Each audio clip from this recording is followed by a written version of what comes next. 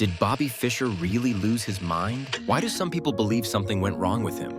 For a guy who soared to the highest heights in chess, his career took a rather unexpected turn after his peak. Let's look at some conspiracies and controversies about Fischer's mental health, and you can tell us if he really did lose the plot. First, don't forget to like, share, subscribe, and turn on notifications for more interesting videos like this. Like every typical case of what went wrong, we have to see what Fischer was like as a boy. Bobby was born in New York on March 9, 1943. Like every child prodigy, he was introduced to chess early. At 6, Bobby learned to play chess along with his sister Joan, who would later lose interest in the game. Fischer was left to play many of his first games against himself. This early isolation and self-reliance likely contributed to his later reputation as a solitary and obsessive figure in the chess world. As a 13-year-old teenager, he brilliantly outplayed international master Donald Byrne in a match that would go down in history as the game of the century. That same year, he won the U.S. Junior Chess Championship in Philadelphia to become the youngest ever junior champion, a record that still stands. Fischer's interest in chess became more important than schoolwork, so by the time he reached the 4th grade, he'd been in and out of 6 schools. In 1959, Fischer dropped out of high school when he turned 16. He later explained to Ralph Ginzburg, saying, "You don't learn anything in school."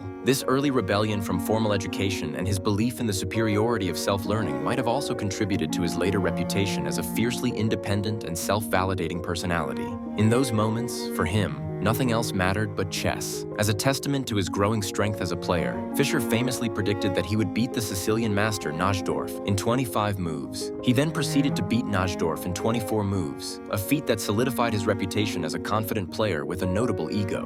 Despite his talent, his road to the World Chess Championship was not smooth. He struggled in the 1962 Candidates Tournament, believing there was a collusion against him by the participating Soviet players. Given the star power he brought to the event, FIDE changed formats, leading to Fischer's triumph in 1972. On September 3, 1972, the world witnessed a historic moment as Robert James Fischer became the 11th World Chess Champion, a title that triggered the beginning of the end for Fischer. Fischer was supposed to defend his title against Anatoly Karpov, but he refused in 1975.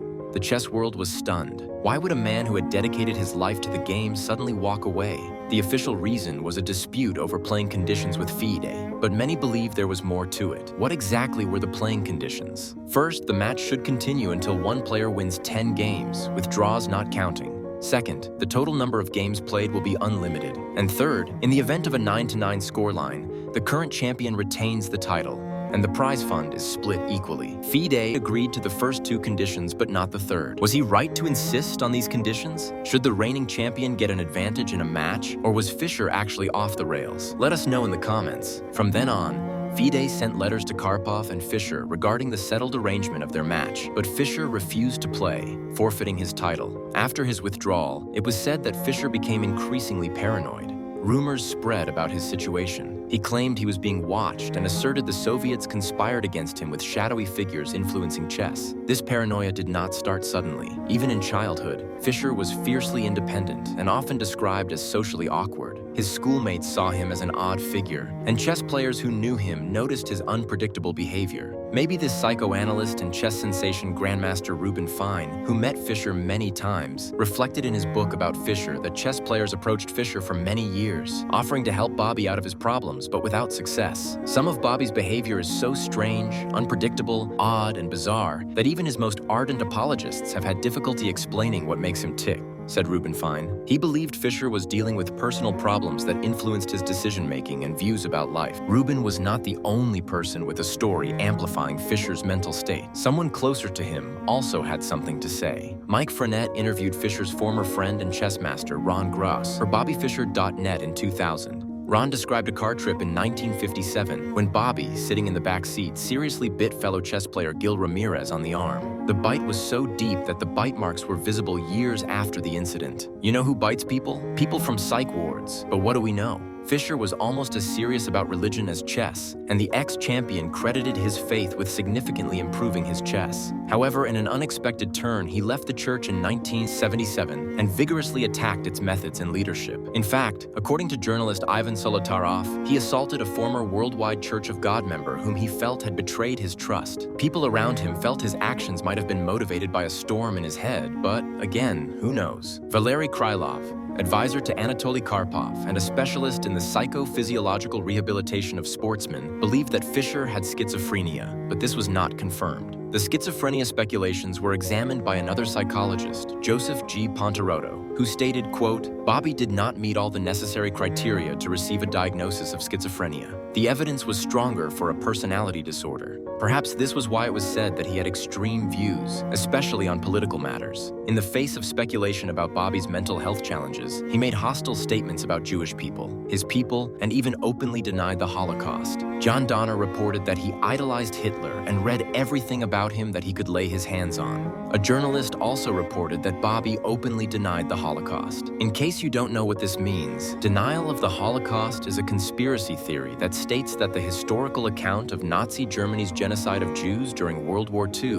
was a fabrication or exaggeration. The big question is, why would Bobby Fischer dispute a historical fact about his people? Having withdrawn from the public eye, he rejected interviews, cut off friends, and disappeared from chess altogether. He was a ghost, and only rumors of his whereabouts surfaced occasionally. Some said he lived in seclusion in Pasadena. Others claimed he was moving between different countries under fake identities. You could see a bearded man with a chessboard and think that was Bobby. And you might be right, too. He stayed in the shadows until something unexpected happened after nearly 20 years. Fischer resurfaced for a rematch against his old buddy Spassky. The world was stunned. After 2 decades in the shadows, the chess legend had returned. He beat old rival Boris Spassky to win $3 million. But there was a problem. The match took place in Yugoslavia, which was under US sanctions at the time. By playing, Fischer violated an executive order and became a fugitive. The US issued an arrest warrant, and Fischer again went into hiding. During this time, Fischer's statements became more erratic and disturbing. He lashed out at the US and doubled down on his criticism of the Jewish community and the chess world. For years, Fischer moved between countries, avoiding arrest. In 2004, he was detained in Japan while traveling with a revoked US passport. While in detention, it was reported that he burst out in an interview, threatening the Japanese Prime Minister Koizumi and US President Bush, saying, "You are going to pay for this, and you are going to pay for your crimes in Iraq too." Facing extradition, he pleaded for asylum. In 2005, Iceland, where he had won his championship, granted him citizenship.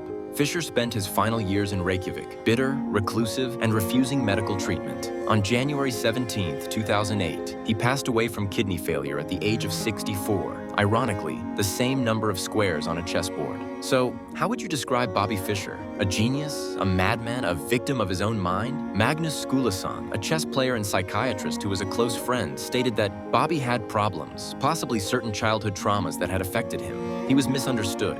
Underneath, I think he was a caring, sensitive person. Beyond controversies, Bobby Fischer's impact on chess is undeniable. He inspired generations, revolutionized training methods, and introduced Fischer Random Chess, a variant that removes opening preparation advantages. Today, Bobby Fischer is the first and only American world chess champion, a record that might never be broken.